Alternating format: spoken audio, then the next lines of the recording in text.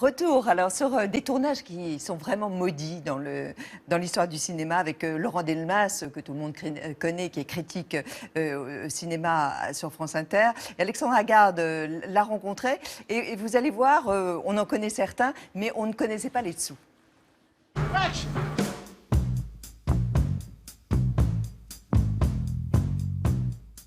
Au moment de la promotion, de la sortie des films, on interroge des réalisateurs et des acteurs et tout s'est très bien passé. C'est-à-dire à les entendre, c'est un formidable conte de fées.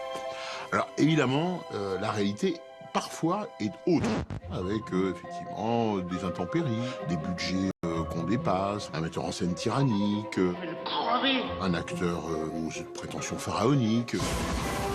Le premier film qui me vient à l'esprit, c'est Apocalypse Now, de Francis Ford Coppola.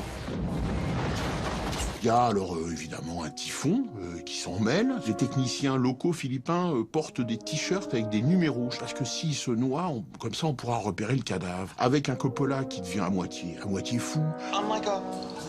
Je suis comme une voix qui s'écrie. Ça ne marche pas, sortez-moi d'ici.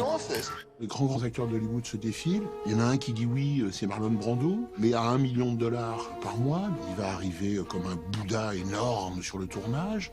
Donc Coppola réécrira une partie du scénario pour s'adapter au physique de Brando. Yes.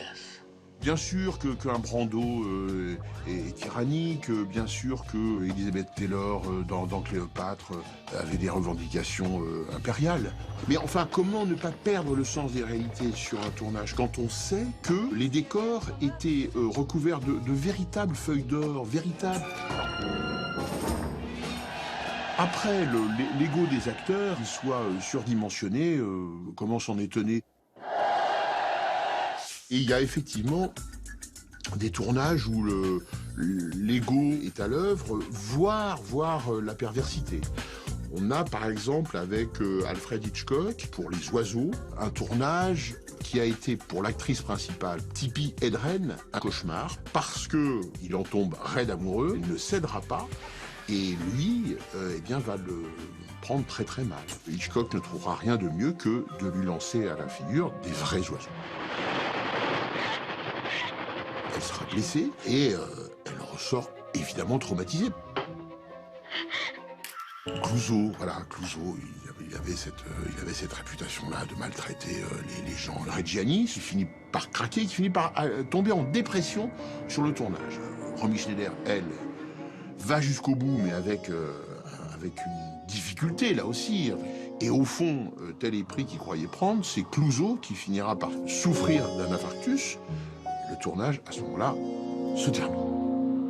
Abdelatif Kechiche est un petit peu proche de certains autres metteurs en scène, comme Piala, par exemple, qui n'hésitent pas à demander et à exiger de leurs actrices et de leurs acteurs des choses qui peuvent paraître excessives.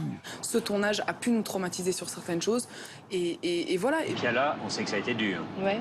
Vous retourneriez avec lui? Non. La fin justifie-t-elle les moyens? Est-ce qu'une Palme d'Or vaut le coup de temps, de difficultés, de douleurs, etc.